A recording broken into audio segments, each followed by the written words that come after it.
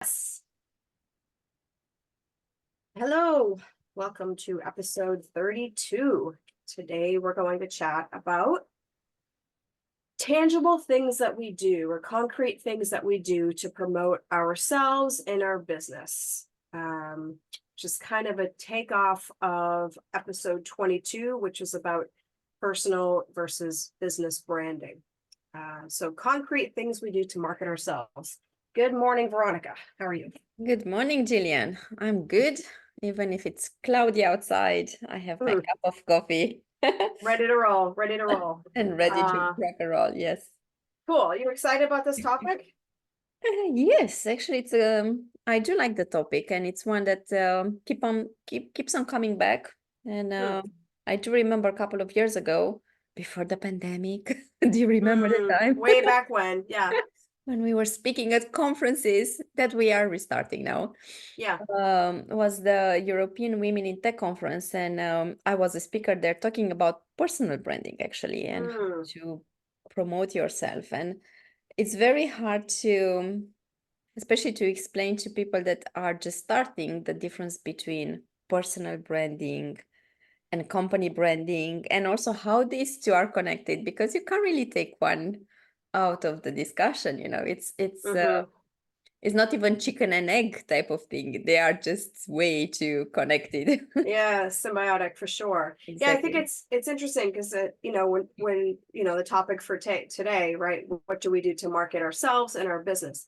Of course, it lends itself to that conversation about personal versus business branding, but it also makes me think about the episode we did talking about sales versus marketing, because the topic for today is really how we market ourselves, which is not necessarily the same thing as the sales process. Exactly. But anyway, there are But they're so many connected. kind of, yeah, they're all connected. There's a lot of overlaps, but yeah, I don't know. You want to jump in, get us started, or share some of your top secrets about, or even what you do yourself? How do you market yourself, your business, or how you have over the years? I was thinking, should we make a short summary of episode 22? But maybe it's better to just invite our listeners to go and listen to it. Yeah. And I think it kind of depends a little bit on what do you want to achieve and where you are in the business. And I think we need to make a differentiation here between the solopreneurs or freelancers, that they are the job. So in that case, the personal branding is the company branding, basically, because they don't have a company name per se, but they are working under their name. Apologies, it seems my voice decides to disappear. And then it's easier, I would say, because your personal branding is your company branding. So whatever you do, you represent your company at all the time, every single moment. And I think that's very important to remember, because even your personal opinions they may be political or whatever, they will have an impact on your company image and what you're doing, because everything is perceived as company. They are hiring you.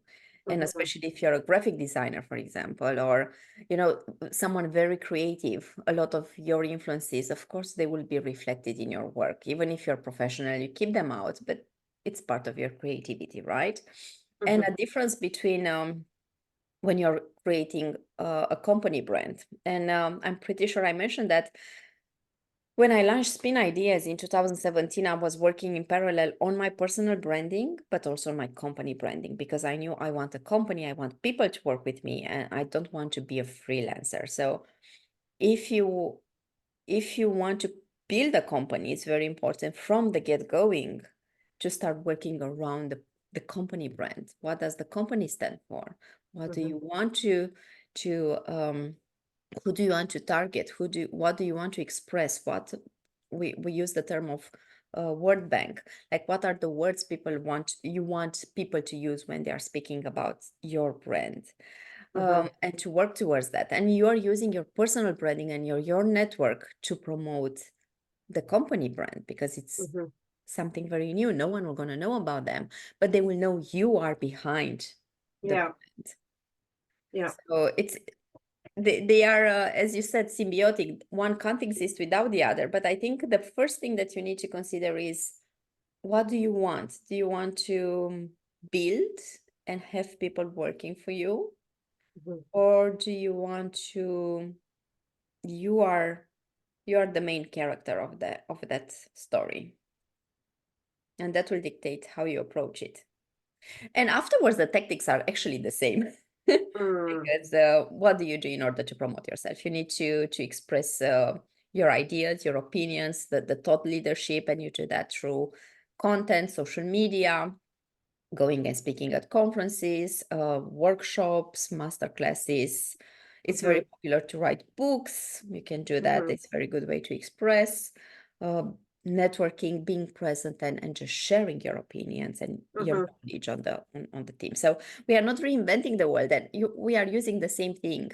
The what is behind is how you use them and which one do you put in front. Because if you're focusing on the company, of course, first you're going to post as the company, but you're going to use your personal branding to promote it. And it's not a company that will going to go and speak at the conference, but a person. But you're going mhm. to go there representing the company and you're Yeah. combining those two.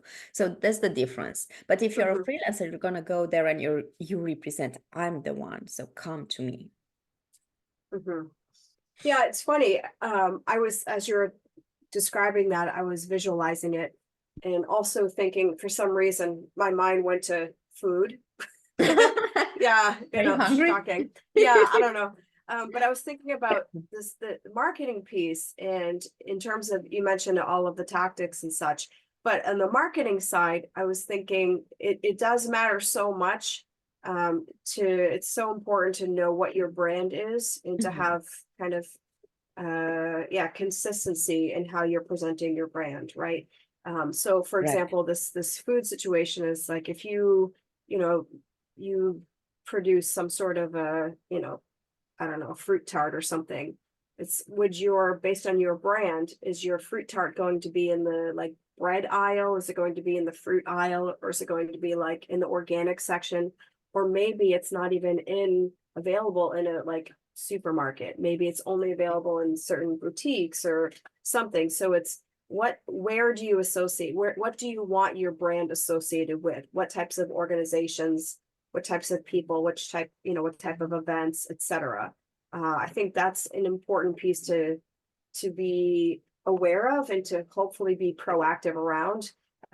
Whereas I think it's often easy to forget that piece, and just look for like, oh, opportunities to put myself out there, and not really think about what's the brand and who are the people that, where are those people, like the overlap between, what your brand is and the people that you want to reach, and where do they go, and who are they influenced by. So I think there's kind of like this brand integrity piece that does matter, Yes. when it comes time to start marketing ourselves or our brand.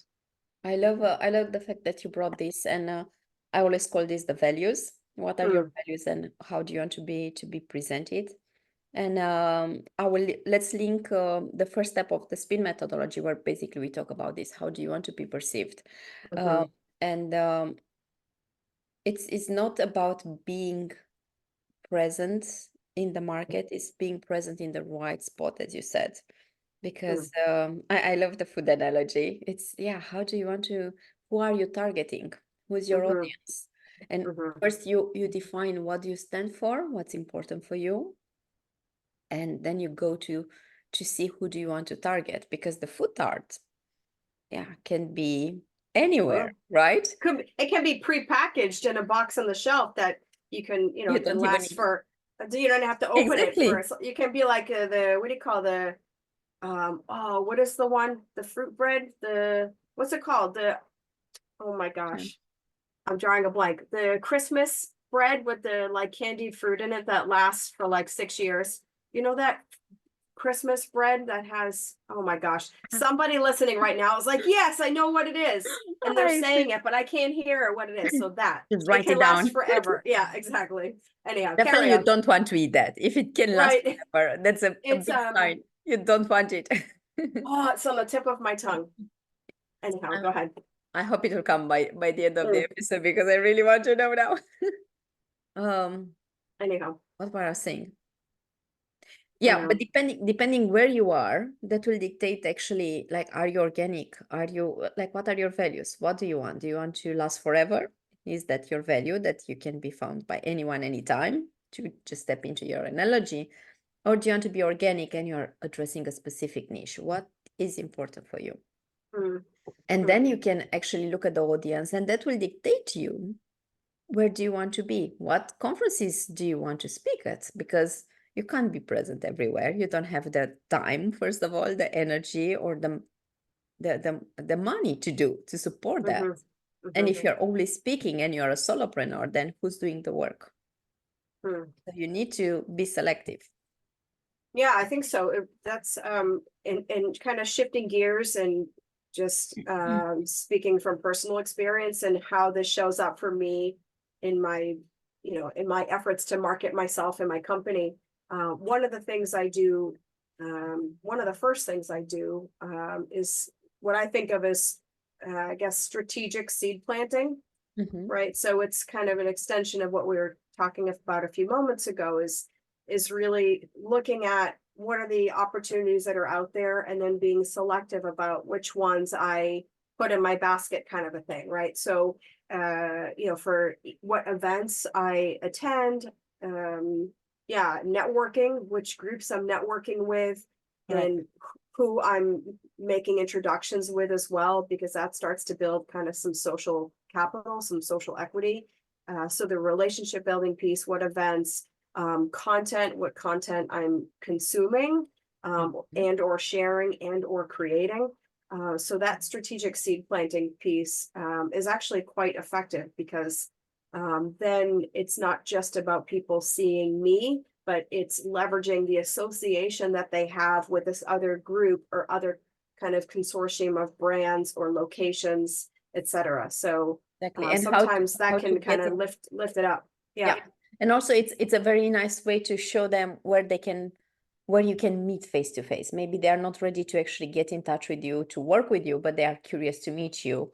And maybe Hmm. they are not so outgoing to write to you directly, but Hmm. they will learn about events, and that's a nice way to actually get in touch, get to know you better, and just Yeah, absolutely. start building a relationship. Yeah. What Yep. So I'm I think go ahead. what I'm also doing actually, and of course at the beginning I was doing my personal social media and also the company one, but the more the company grew, what worked very well for me is actually to delegate the social media for spin ideas. So not being me the one making it or creating it and posting it, and actually a team member is in charge of that, because then you can be you and you're focusing on your ideas, you're directing, of course you influence the company, but having more opinions, they really help. And all these opinions and creativity and contributions are very in line with the brand, the company brand and values and World Bank and the same idea. But coming and writing, someone else writing and posting, it really helps me, because then I can make a differentiation between my personal branding and the company one, still can share and help build the company brand, but it's easier for me to make them, to create them. Mm, mm, Did you experience mm. the same?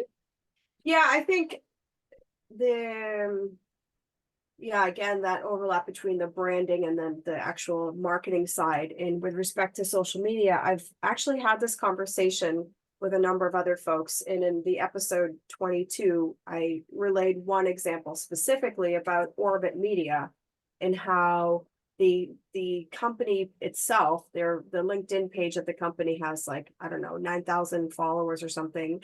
But a friend of mine, he's the CEO or co-CEO, or I Co-founder. forget his role, CMO, co-founder, something, I forget his role, but he has, like, I don't know, almost 60,000 followers on his LinkedIn page, because it's, people want to interact with a human, with a person, Correct. not as much a brand per se.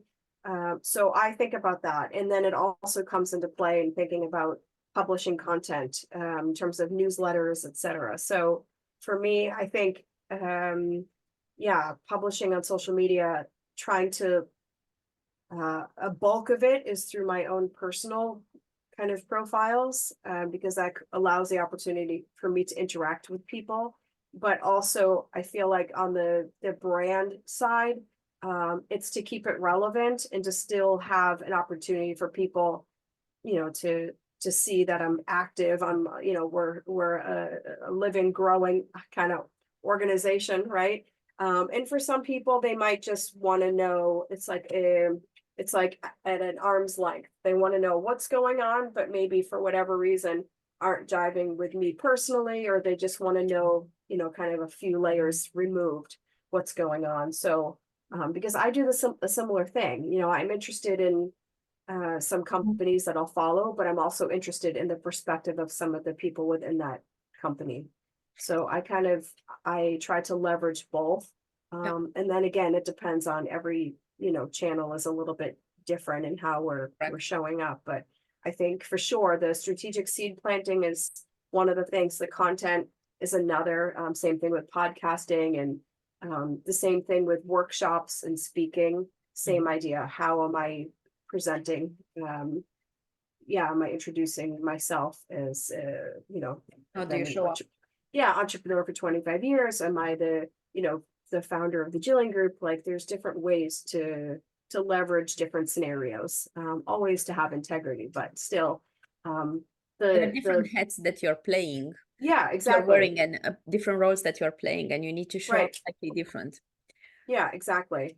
And remember, oh, sorry. Go ahead, Veronica. One point that I wanted to make also, both your personal branding or your presence and the social media presence of your brand, they are serving different goals. And that's very important, because that will dictate what you're sharing. So of course you want to promote the brand and show the brand, but usually with a company brand, you want to attract new clients, or maybe you have a specific campaign, or you're launching a new product. They're slightly different than your personal brand, where usually you're sharing your opinion, you're positioning yourself as a thought leader, or showing up with your expertise. And of course, you're going to share that also as a brand. But when you have several expertise, and let's say I'm focusing on the strategy, but I do have team members doing SEO or doing social media, excuse me, or other things. So you are showing as a brand, providing more things than just one expertise. Right. So I think it's very important to consider what was the purpose, what do you want to achieve with that particular brand for that particular period of time, and that dictates how do you show up as well. Yeah, I think that's building on top of that, I think, or the way I internalize that and the way I operate with that is kind of this also hybrid between attraction and promotion. Yeah. Right. So I think sometimes it's easier to have a kind of an attraction type of campaign around a personal brand, right? Or personal marketing, because people can more easily connect to it, right? Yeah. But then on the other side, and this is my kind of strategy here, is the attraction on that side, but promotion on the company side. And it's specifically in terms of outreach to specific companies that I want to work with, et cetera. And you make and you do that through your personal brand? No, the company side. Yeah. Okay. Yeah. Exactly. Yeah. So the attraction versus promotion, and where do they both fit into the equation, or do they? But for me, this is how we're deploying both of those strategies. Yeah. That's a very good point. I'm happy you made it, because I think that's something that a lot of entrepreneurs struggles, and sometimes I do as well, especially who's doing the sales in the company. And if you're going with your personal brand and you keep on doing that, the moment you are externalizing sales, or you bring someone in your company doing that, how do you make the split? And you have to be organic. So probably you are not really thinking about it when you're just launching the company, because you have other things that are much more important or urgent. But it's very important to start thinking and to place it strategically in your planning. And how do you do it? Because otherwise it's very hard to bring and delegate and just grow your company. And you have just so many hours in a day, so you really cannot do everything. That's not for any prolonged period of time, that's for sure. No, that's impossible. You'll just drive yourself into the ground and still not do everything. Mm. Yeah. Yeah, I don't know. Any other thoughts about how you specifically market yourself or market your company? I must say lately, we haven't done a lot, but what we do, um, it's in between because I do like getting hard projects or fun projects like base conference, for example, or we have the ONS, the online networking with the spin, that they are under the spin brand, but they started as I just want to play around and see what happens. Mm-hmm. And you go ahead and you do them. And maybe this is something that our listeners could consider. What do you do with these fun projects? And I must admit, and we had episodes about this. Now I'm struggling to see how do I fit them in my company and how do I place them in the overall Mm-hmm. um, Mm-hmm. um, tools that we have and tactics. And maybe when you launch, I do invite, let me start by saying that I invite everyone to to make space in their company's program for fun projects, because that will enable you to learn, to have fun, to experiment, and also to just be there with something else, Right. but do it Right. strategically. Right. And So it could be like a conference like you did, or it could be like our podcast. It's a fun exactly. project that is related. Yeah, But could be. it's not something to necessarily bring money, or it's not something that you want to sell. It's just how do you position it, right? And Mm-hmm. for us, it's Mm-hmm. definitely we just let's have fun and let's share our knowledge. That was the whole point of this. And we do it fits perfectly in our personal branding, actually. Mm-hmm. Mm-hmm. But every company, when they do that, and I know I'm now we get clarity. We had a session, like 2 week session, strategy session for my company, so now we got clarity on that, and we will start implementing. But there are moments when you just start something fun, and it starts getting a lot of your time and attention and resources, and then you need to take a step back and to analyze how do you do that. Mm-hmm. Actually, I will probably not change what I did because times were different. But for the next project, I do know I will think more strategically. Like, what do I want to do with this? Mm-hmm. Is it a fun project that I want to place under Veronica Guguian brand? Or do I want to place it under Spin Ideas? How does Right. it serve and how is it connected with the rest of the activities that we are doing? So Mm-hmm. the message or the advice, or I don't know, opinion is think strategically how you do it. And if it's just something fun because you want to do it, like how Base was created, I just, Base was one, I really wanted to create a conference to see if I can do it. Was, let's say, Mm-hmm. myself, I can do it. And second was also because I needed to learn. My company was growing and I had no clue what I was doing. So I Yeah. was like, how about I'm combining these two and I'm creating Base Conference. And of course, I wasn't alone doing that. I had a lot of people around me helping me. So it's not only me doing it. I doesn't want to, I don't want to make it sound like that because Mm-hmm. it's not the reality is not true. Lana was amazing and helped me a lot and so many other people. Um, but for the next project, I know I will think a little bit more strategically about it. Like I do this, how do I do it? Do I do it under Spin? And how is it connected? And how does it serve my company? Because let's be honest, the older we get, the less energy we have, and we Mm-hmm. appreciate our time even more. So Mm-hmm. I'm becoming much more aware of my energy and where do I want to place this energy? And I know we had episodes about this, and I have no idea about the number of the episode. But I know you're gonna remember and just place it Yeah. probably. Sure. And this is something very important. And now looking back is something I will include when I launch something or create something or um, talk about personal branding and how different tactics or different projects are included in this. Mm-hmm. Hmm. Yeah, I think that makes sense. I was just looking up quickly to see what number the one I know. was. I'm Yeah. sorry. I keep on placing it to you, but you're so good at this, and I'm No, that terrible one at I it. wasn't sure. So I think 23, episode 23, we talked about self-care and doing our best work, etc. Yeah. And then we also Also, we had the 16 is the one falling in and out of love with your business, which Yes. also has a component of the energy piece and what's yeah, where we get our energy from with our business. So sorry. Very important. Yeah. Excuse me. What's happening? All right. So so I feel like we covered the gamut pretty well, talking about, sharing ideas and also our experiences with marketing ourselves and our business. Obviously made the point that it overlaps quite a bit with company and personal branding, and then as well as that delineation between marketing and then sales. So I think we pretty well covered it. We good to put a bow on this one? I think that's pretty much everything. But before we go, shall we Yes. remind our listeners of our surprise? Yes. Yes. Doing because we have done ourselves, we had the live collaboration sessions where you were in the hot seat on episode 11 with ONS, and I was on the hot seat episode 13 talking about the 2.0 version of my company. So what we opted to do as a way for us to be able to do what we love best, which is to interact with others, is to invite our listeners to apply for one of the spots available to do a live brainstorming session with us.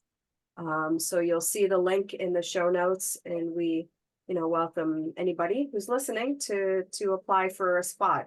Obviously we can't do one for everybody, but we're going to do our best to accommodate as many as possible. So yeah, have a look at the link. Yeah, and if you have a question or you feel like us giving you advice, just join, apply, as Jillian said, and let's have a chat. I'm curious. All right, super. So look at that, another one wrapped up. So that was the end of 32. So thanks for listening, and we hope to catch you in a future episode. Cheers. Next time.